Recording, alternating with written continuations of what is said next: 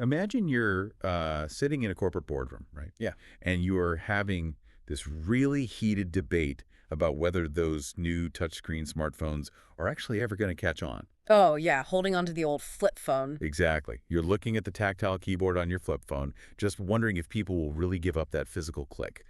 But while you're having that intense debate, somebody right outside your building is already actively dismantling the 3G network. It's the ultimate industrial disconnect. I mean, you're arguing about whether a specific future will even arrive, while your competitor has literally already built it. Right, and they are actively shutting down the infrastructure of the past. And that exact wild mismatch in reality is unfolding in the global auto industry right now.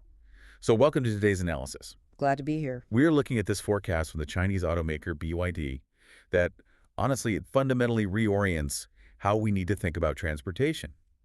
They are projecting that China's new car market could hit an 80% electric share in the very near term. What's fascinating here is that this completely bypasses the traditional adoption curve. I mean, to really ground that 80% projection, we have to look at the immediate context. Right, the current numbers. Exactly. By 2025, China had already hit a 55% electric share of their new car market. That's moving over 13 million electric cars. Wow. And beyond that, Chinese automakers are now supplying roughly 60% of all global EV sales. So BYD isn't just predicting some, sudden magical revolution from zero.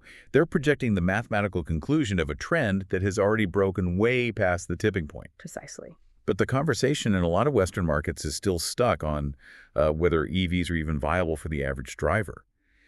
But the data from today's analysis suggests we should actually be asking, what happens to the whole world when the largest car market on the planet just phases out gas entirely? Yeah, and to understand how a market scales to 80% structurally, we really have to look at how these cars are being built and, well, the invisible enemy they're fighting. Okay, let's unpack this because 80% is massive. Yeah. But getting there means fighting a 100-year-old entrenched system. How did one market bypass the adoption chasm that the West is still staring into? Well, the villain in this scenario isn't a specific rival automaker or country.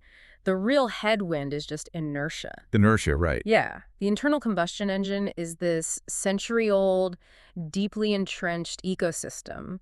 It's not just the car factories. It's the neighborhood repair shops, the global logistics moving crude oil, the fuel stations. The physical weight of that legacy system is just huge. And there's this great analogy from today's analysis that I want to highlight. Traditional automakers, they operate kind of like a restaurant chain that buys ingredients from all these different suppliers, right? Yeah, exactly. But BYD operates like this massive food empire. They own the farms, the delivery trucks, the kitchen, and the recipe. Because they started as a battery company, they rely on vertical integration. Right, they control the components and the cost, rather than having to negotiate with third parties for every little thing.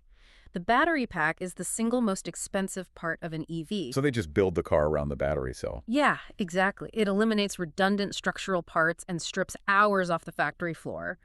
And it's funny because you'd think with that advantage, they'd make some highly engineered futuristic spaceship of a car. Oh, for sure. But China didn't win by doing that. They won by making EVs incredibly boring. Boring. I love that. Yeah, boring and normal. They subsidized the supply, built massive factories, and forced price competition until EVs just became this everyday mass market item. Okay, wait. So if they've made the product that boring and accessible and they're barreling toward 80% market share, shouldn't these automakers be swimming in cash right now? You would think so, but this brings us to a massive contradiction. The EV market is booming, absolutely, but the golden era for the actual companies making them might already be over. Wait, really? How did that work? It's the defining profit paradox of this transition. EV adoption is skyrocketing precisely because EV profits are getting crushed. Oh, because of the price wars? Exactly. Price wars are driving down costs for consumers, which is great for adoption, but they are severely shrinking the margins for the manufacturers. It is a brutal testing ground. So the technology itself can win, even while a bunch of the producers actually go bankrupt. Yes. The surviving automakers that eventually emerge from China's hyper-competitive arena, they're going to be leaner, cheaper, faster, and incredibly export-ready.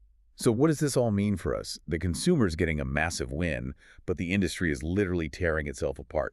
Once the dust settles and we hit that 80% dominance, who actually wins the prize? Well, the answer reveals that the 80% milestone isn't the end game at all. It's just the beginning of a much larger battle over global infrastructure and industrial power. Because selling the metal box becomes a low-margin commodity. Right. Once EVs dominate, the real profit pool isn't just selling the car. It's about who controls the software, the fast charging networks, the battery recycling, and of course, the critical minerals. Here's where it gets really interesting. Think about a traditional gas car parked outside your home right now. For like 95% of the day, it's just sitting there. Doing nothing. Exactly. It's inactive capital, just depreciating in your driveway. But an EV is literally a giant battery on wheels. Most cars sit parked all day anyway, so suddenly that parked car can store cheap power from the grid. Yep, it can balance peak grid demand. Exactly, and then return energy to your building when electricity is expensive. It physically transforms from just a way to commute into a distributed neighborhood power plant. And if we connect this to the bigger picture, that shift creates a massive global political collision. Because you have all these conflicting interests. Exactly. On one hand, consumers just want cheap EVs, and governments desperately want clean transport to hit their climate goals. Right. But on the other hand, the domestic automakers and security officials are looking at this and panicking. They're demanding protection against these foreign supply chains, the data risks, and the strategic dependence on imported minerals. It's a huge tension. And governments face this brutal binary choice. Do you allow cheaper imports and rapidly accelerate EV adoption? Which gives the consumer a massive win, but Yeah. maybe guts your domestic legacy auto industry. Right. Or do you block those imports through heavy tariffs to protect your domestic auto industry and save those jobs, which in turn artificially keeps prices high and slows down the whole transition? We really have to look at this impartially because it is a profoundly complex industrial power transfer. It isn't just a simple climate issue anymore. There is no consequence-free solution here. Absolutely not. And we also have to remember the caveats from today's analysis. The 80% future isn't completely guaranteed. Right, the aggressive growth curve could flatten out. Yeah, overcapacity is a very real threat. These price wars hurt the companies deeply, and converting the final 20% of the market is going to be exponentially harder than the first 80. Because that final 20% includes rural drivers who cover huge distances in the freezing cold, and budget households relying on cheap used cars. And millions of people in apartments with zero access to overnight charging, they won't switch just for the environmental goodwill. No, they'll only switch when gas becomes completely obsolete. But that's the point. At 20%, EVs were just a trend. At 55%, China became a global battlefield. But at 80%, gasoline simply becomes the exception. Yeah.